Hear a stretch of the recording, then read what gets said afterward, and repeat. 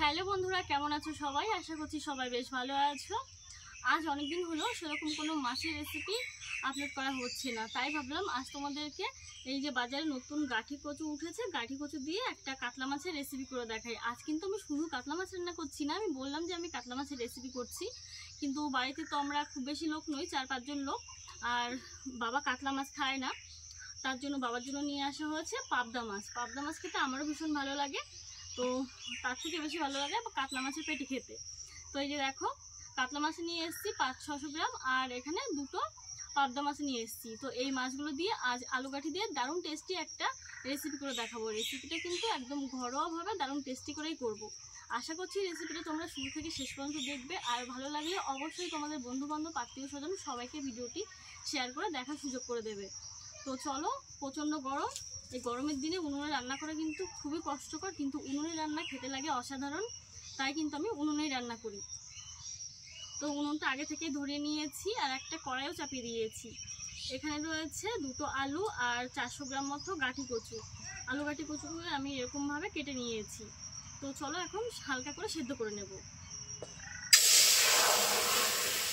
আলু গাঠি তো সেদ্ধ বসিয়ে দিলাম, দিয়ে দিচ্ছি লবণ, ঢাকা দিয়ে মিনিট 10 সেদ্ধ করে নেব।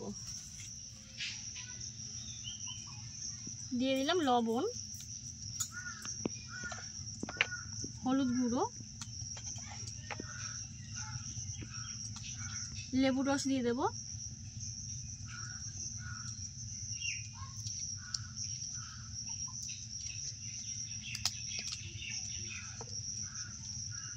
একটু সরিষার তেল, সবকিছু ভালো করে একসঙ্গে মিশিয়ে মেখে নেব।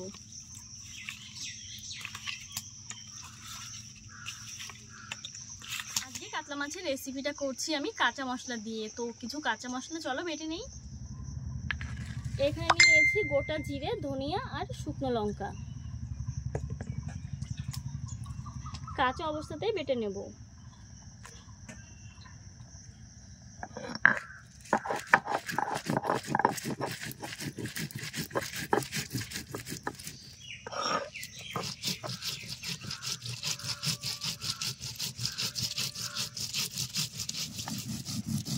অল্প অল্প করে জল দিয়ে আস্তে আস্তে মশলাটা বেটে নিতে হবে।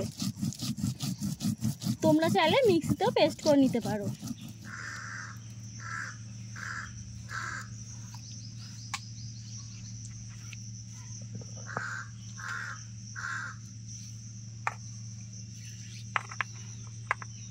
এখন বেটে নেব আদা ও কাঁচা লঙ্কা।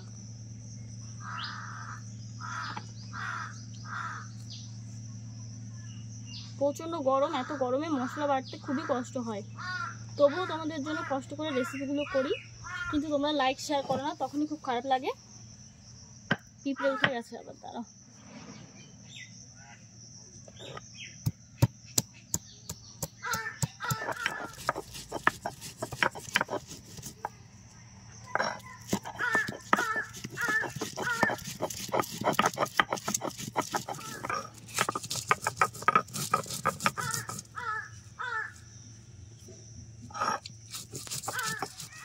এই যে সেদ্ধ করে নিয়েছি মশলা বাটতে বাটতে, খুব বেশি একটা সেদ্ধ করিনি।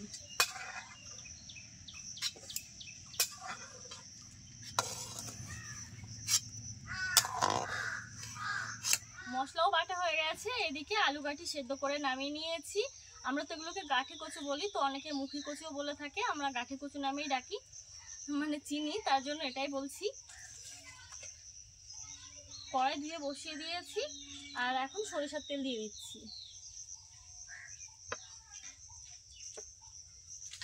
তেল ভালো করে গরম করে মাছগুলোকে ভেজে নিতে হবে, তা না হলে কিন্তু কড়াইতে মাছ আটকে যাবে। কড়াইটা যদি গরম না হয়, তেলটাও যদি ভালো করে গরম না হয়।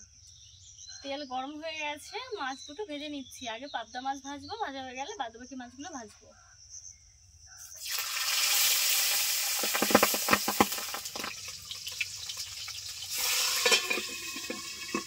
এত ফাটছে না, প্রথম মাছটা দিয়ে বুঝতে পারিনি, দেখো চারিদিকটা কি অবস্থা হয়ে গেছে।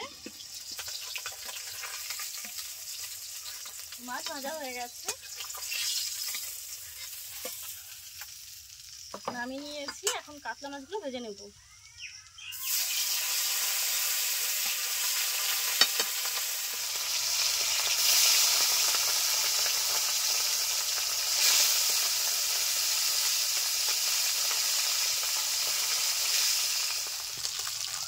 দেখো লালচে করে মাছগুলো ভেজে নিয়েছি।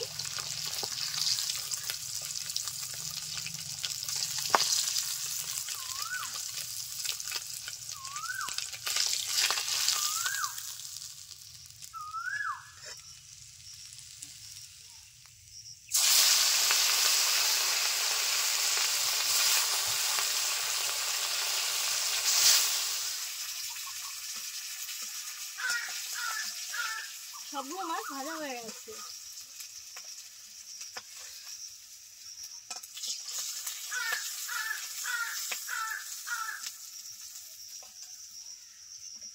মাছ ভাজা তুলে নিয়েছি, কড়াইতে অনেকটাই তেল দিয়েছি, এক্সট্রা করে আমি বেশি আর তেল দেবো না, কারণ বেশি তেল মশলা খাওয়া তো খুব একটা ভালো নয়। তো এখন দিয়ে দিচ্ছি গোটা সাদা জিরে,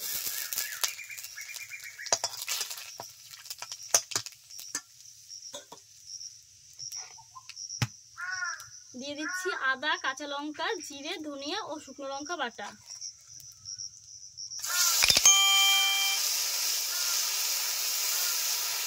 সামান্য একটু জল দিয়ে দিলাম।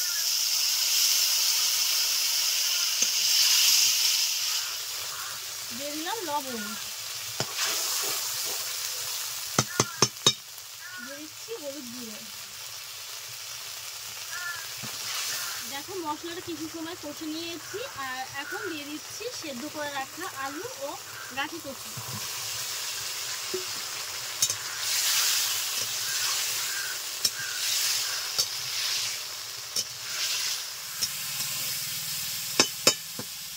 আলু দেওয়ার পর কিছু সময় নেড়ে চেড়ে নিয়েছি, কড়াইটা একটু লেগে লেগে আসছে। এখন দিয়ে দিচ্ছি জল। ঝোল দেওয়ার পর 5 মিনিট হাই হিটে জাল করে নিয়েছি। দেখো টকবক করে ফুটছে, ভেজে রাখা মাছগুলো ঝোলের উপরে দিয়ে দিচ্ছি।